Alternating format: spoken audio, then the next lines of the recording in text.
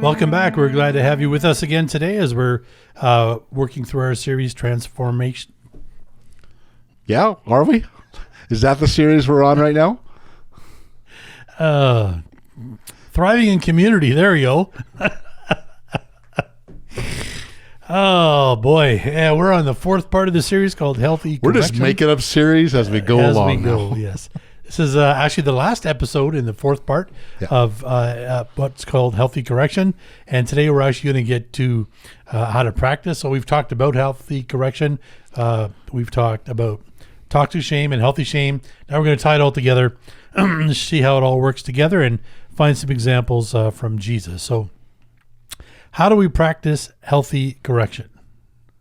I think the first place we need to start is that it's important to reiterate from the previous series that this only works if there's a foundation of joy-filled, loving relationships with a strong group identity, which are the first three ingredients required for transformation. And I think that's really important. As much as we say all four of these ingredients are needed for a healthy community, it is so important to that the other three lay the foundation for this one to truly be healthy and good and transformative. Mm-hmm. And it's really important. We need this in there. You can't just take this out, but the other one needs to be established. Yeah, we'll see how that works as we go through this today. So in my experience, this is best done one-on-one.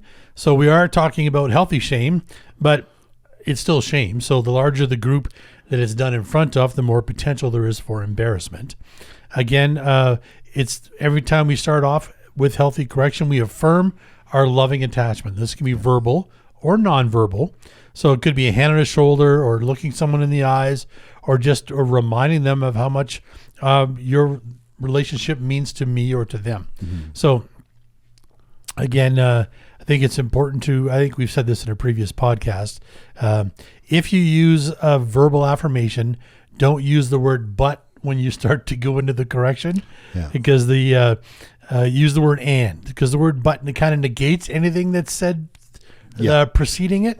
So we don't want the person to receive the correction, feel like you're just trying to soften the blow by an affirmation. So always do the affirmation, and if it's a verbal one, use the word and then it makes it an additional statement to the previous one. And then again, just going back to, I know we just said this, just before, making sure when we're going into the verbal affirmation that we strategically said all the other things need to be in play first. Because if you go to someone that maybe you haven't established that and you start with verbal affirmation, that's not like I started the verbal affirmation, therefore I must have did it right. It's like, well, there's still got to be that other build up for them, for the person receiving the correction to actually believe the verbal affirmation. If it is not a joy-filled relationship and an ongoing relationship where you feel like you belong and you have a loving attachment, none of this is going to work. It's not. Yeah, exactly. Okay. Then, according to the book, The Other Half of Church, where Dr. Wilder and Michael Hendricks, they say to specifically address the issue that is in conflict with group identity or what was done wrong. This is crucial that the conflict to group identity is specified and not vague. Group identity are the characteristics that the group strives to attain individually and as a group, and for which each member is aware and agrees to. So we have to know where we've gone wrong. It can't just be, I've done something bad, I don't know what it is, I hope I can get forgiveness for it. In this particular case, in order for transformation to happen and growth to occur, we have to know that, hey, this is what our group normally does. I didn't meet up to that today. Right. Now, when we actually come to the correction part, we just simply remind people that they did not act in their true identity, which is what they've agreed to in their group identity. So the person being corrected must feel the healthy shame of not living up to that identity, and that they were not bringing joy to the community. Because that's really what shame is. You recognize that you haven't brought joy to the other person or the community. Absolutely. And shame happens when we've come face to face with maybe the wrong we've done, Yeah. and all that. And that's why when we've talked about with toxic shame and then more the healthy shame, it's the toxic shame just focuses on that shame is now your identity, or just Sure. it lingers in that really long. Whereas the positive or healthy shame is, yes, you have to come face to face with the wrong, Yeah. but that's not the end of the story. And Exactly. I think that's the thing. That's not the end of the story. We need to get out of that. Face it. Yes, not comfortable. Yeah. Like it's not. And the fact that you're not alone. Exactly. And we'll just get right into that here. So again, in the book, they say very clearly, without healthy shame, no character transformation can happen. So shame is one of the big 6 emotions, and it does serve a purpose. It does. And that's to help us to have character transformation. So then there's this invitation part. We're going to remind the person that our group does not behave this way because Jesus showed us a better way. And so we're inviting them back into community, and we're not just leaving them hanging in their shame. And then we're going to remind them that what specifically that our group does. So we are a people who, and we're going to address that issue that they haven't come up with. We're just reminding them what the group does do. And then again, this last part is so important. We need to affirm with them that we're going to be there to support them through any consequences or reparations, that they are not alone or isolated. Because as we discussed before with toxic shame, we're almost always left feeling completely alone and isolated with sort of wallowing in our badness. Yeah. And then when our mind agrees or says, oh yeah, I am bad, then it makes the condition much, much worse. Where this is not that. This is actually saying, yeah, so something happened here that wasn't good, but we're going to help you get back to a place. Yeah. Yeah, exactly. And that's, again, when it comes into healthy correction, like that, we have to say that is the end game.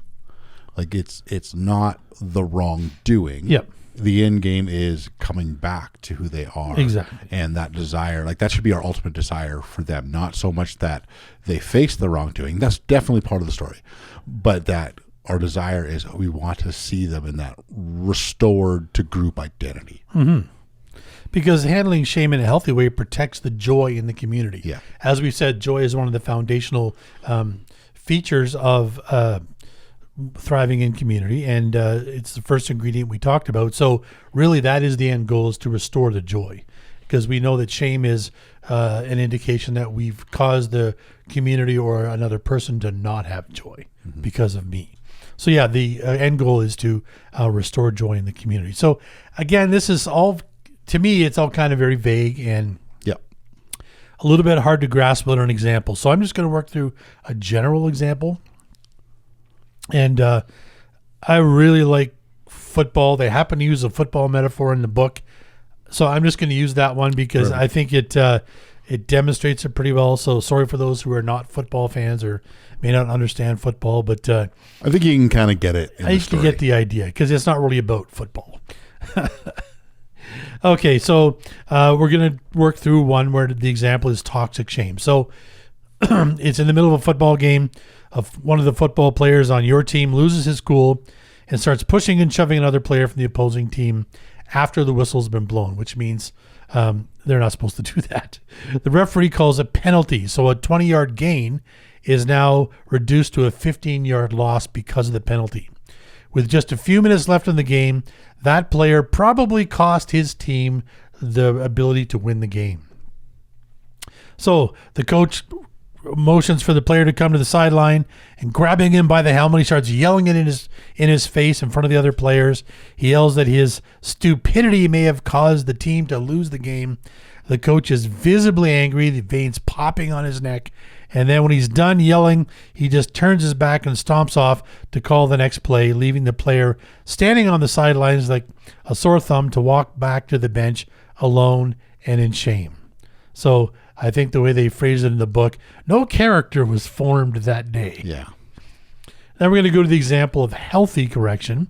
So again, it's the same scenario. The football player loses his cool, gets in a shoving match, gets a penalty that may cost the team or cause the team to lose the game, and the coach calls him to the sideline. But this time, the coach looks him in the eyes and puts his hand on his shoulder. This communicates non-verbally that their relationship is not at risk because of what happened. The coach quietly and calmly addresses the player and says, "You seem to have forgotten that we are not the kind of team that gets into pushing matches when our feelings get hurt. Instead, we're learning to be men of character who can take an insult and walk away because our team is more important. So this is an opportunity for you to learn. Hopefully we will get another chance to win, and I have faith in you to do better. Be ready if we get the chance." So I think we can see, you can almost feel the difference in the two scenarios. One leaves the player feeling like a loser and all alone, wallowing in shame. The other has the player recovering from his shame quickly, and he's probably thinking in his mind, "I certainly don't want to do that again." And he knows his relationship with the coach and the team is secure and knows the way forward to acting like his true self. Yeah. And I think it's really important to note in there, like, because it's not really covered in there in this illustration, but just to note, like, something like, obviously, like, this is a very quick turnaround and all that, and sometimes it could take a little bit more. Sure. And sometimes with healthy correction, doing it right doesn't mean that there aren't consequences from the wrong thing. And it's really important we say that, I think, sometimes, because it might look in the idea of like, "Oh, coach was fine." Another coach might say, "Yeah, I need you maybe to sit out on this thing." All that sort of, there could be consequences. It's not removing the consequences, but it is establishing we're okay. Yep. And reinviting back into in this case, they still may lose the game, which is a big consequence for the team. But I think that's we kind of inferred that earlier. But yes, there are. We said that we'd help them walk through reparations or consequences, but because sometimes that is you do have to do some repair work and all that. Absolutely. So we don't want to downplay that even a little bit. That's an important part of this, is that there may actually be consequences and reparations to be made.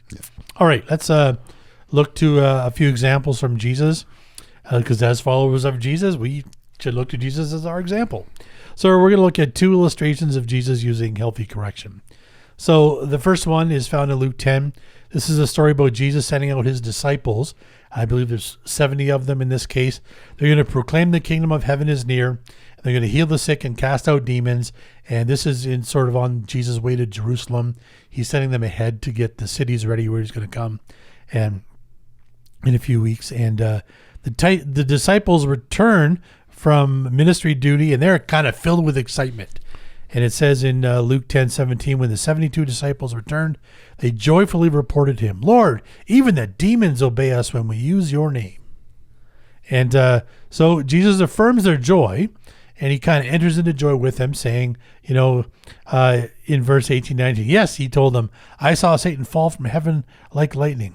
Look, I have given you authority over all the power of the enemy." But then Jesus seems to do a 180 here. And he says something that seems out of place with the moment.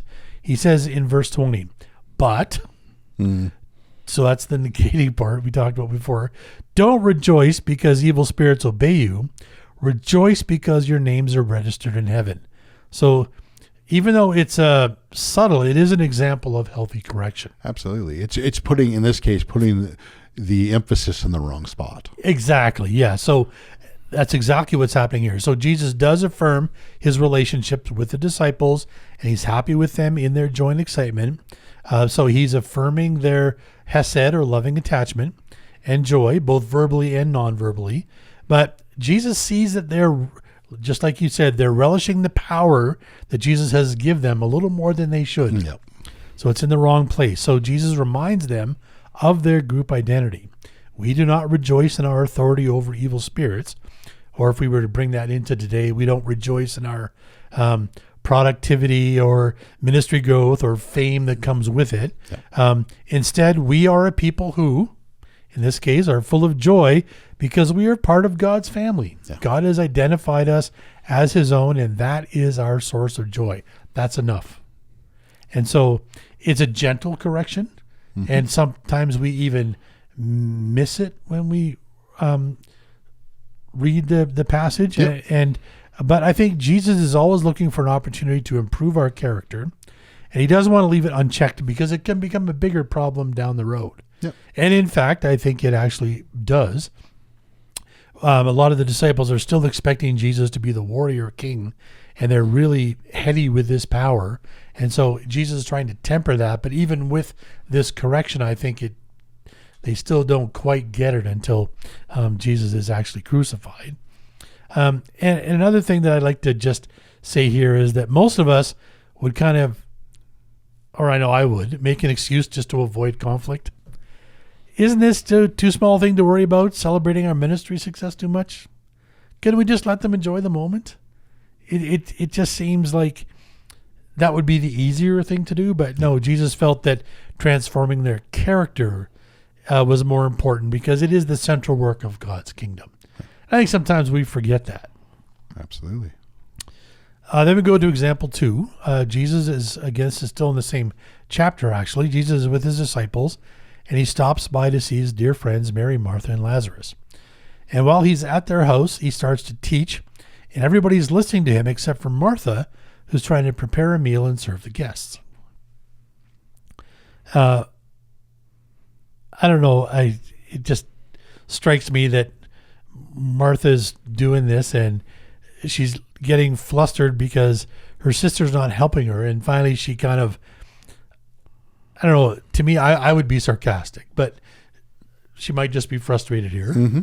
But Martha, it says in Luke 10, verse 40, but Martha was distracted by the big dinner she was preparing. So she came to Jesus and said, Lord, doesn't it seem unfair to you that my sister just sits here while I do all the work? Tell her to come and help me. And I love in the NIV application commentary on Luke by Darrell Bach, he says that the way the question is phrased in the original language isn't really a question at all. Martha's actually inferring that she expects Jesus to agree with her and tell Mary to help her. That's definitely is. And also, even that moment, like, it's not like she's going to Mary and say, hey, should he help you? It's just like, but if Jesus says it, she's got to listen. Yeah. But that's not what happens at all. As we read in verse 41 and 42, but the Lord said to her, my dear Martha, now you are worried about and upset over all these details. There's only one thing worth being concerned about. Mary has discovered it and will not be taken away from her. So again, Jesus affirms his relationship with Martha by addressing her as my dear Martha. Other translations have Jesus saying her name twice, which again in the original language is a sign of affection. Right. So it isn't just Martha. Jesus then points out her character flaw. She's kind of feeling sorry for herself, and she's concerned with the details of preparing the meal instead of being with Jesus. And then Jesus reminds her of their group identity. Mary has discovered it. And what is the it that's Mary has discovered? Yeah, well, isn't this kind of a throwback? Or at least isn't that what Michael Hendricks and Jim Waddell say? It's a throwback to the Sermon on the Mount, which is really about seeking God's kingdom first. Above all else, yeah. And I think that's really, I think that's exactly it.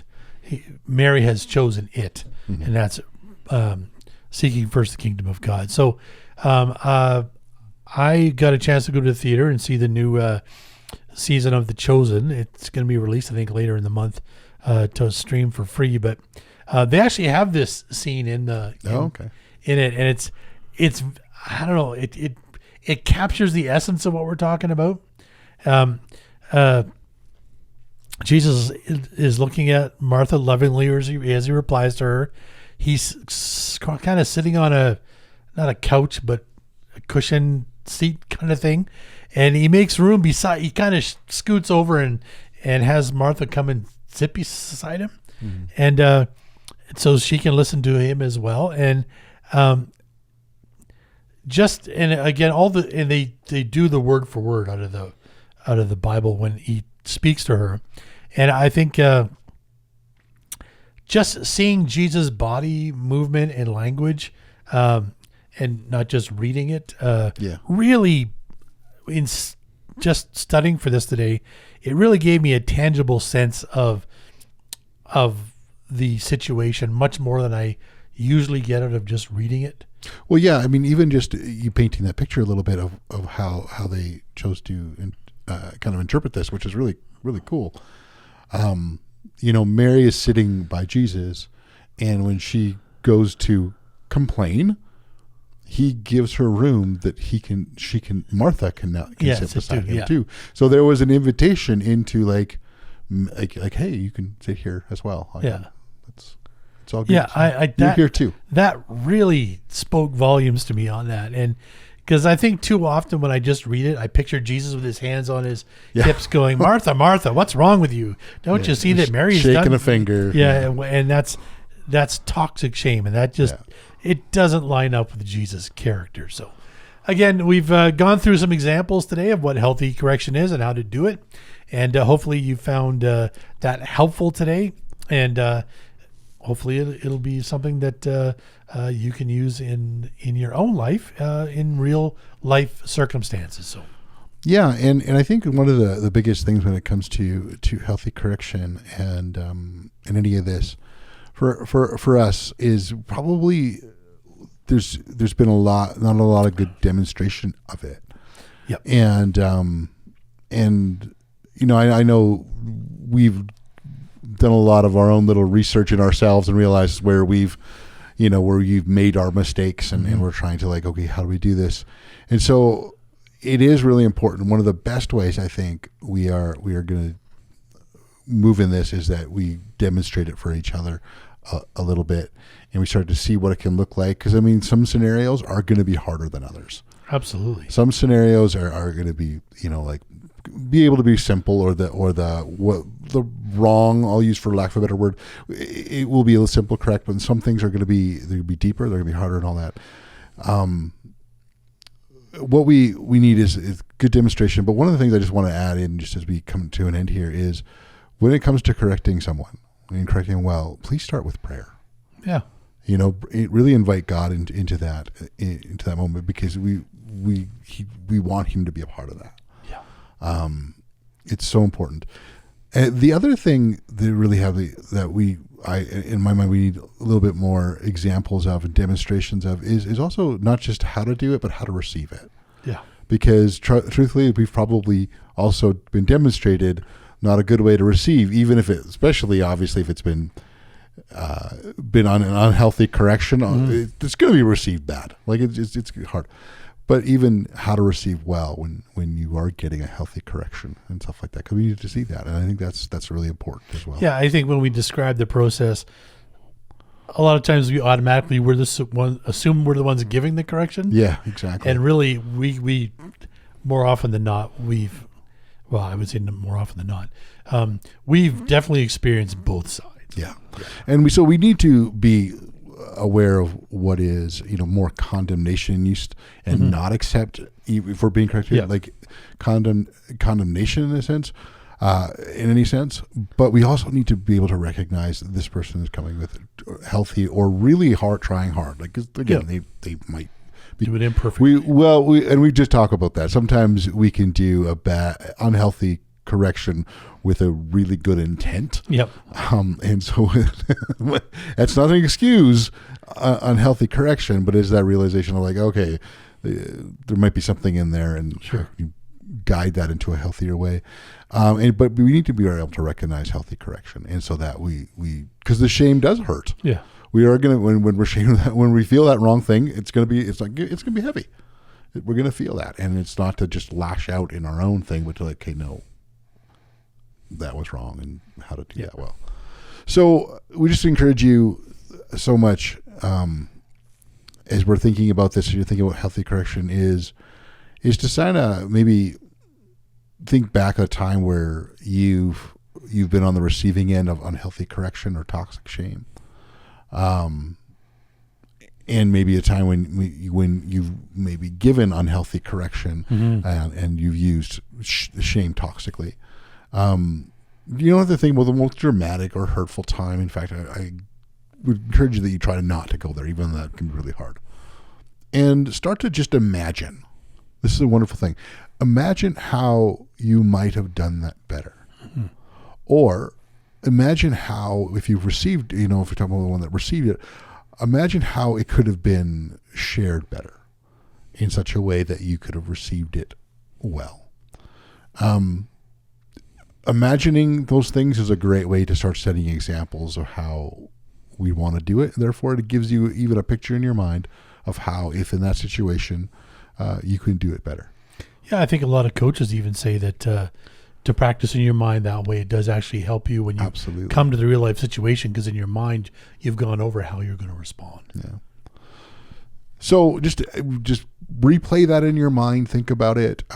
Also, if you come to a point where, especially on the receiving end of toxic shame, don't be afraid to reach out to someone, because there might be some healing you need in that, and that's important to address that. Even if you can't get past that, please find some place for healing. It's so important to do that. Don't just stop that thought and aim for healing. And the same thing if you realize that maybe you've used a correction unhealthily and you start to feel guilt.